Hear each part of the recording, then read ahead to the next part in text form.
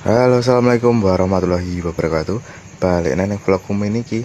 Yo bolo-bolo kita ajak jalan-jalan ning Jalan Pramuka. Jalan Pramuka itu sejarah mbien lek ngarani Mbah Mbayade Jalan Beras Kutah ya bolo-bolo. Lah saiki digenti wis jenenge Jalan Pramuka. Seiringnya berjalannya waktu, Jalan Pramuka itu iso rame ning kene ya ono Gedung Pramuka. Sakulone Gedung Pramuka kuwi ono kantor PDAM. Banjur iku ngarepe PDAM iku ana kantor pertanahan karo pemandian Tirta Menggala ya bolo. Lah iki coba tak zoom iki. Towere PDAM sakmono gedine bolo. Ngarepe pas kantor PDAM iku jenenge kantor pertanahan. Lah jaman cilikanku mbiyen kono iku sik alas ya ana pemancingane ngono bolo ya.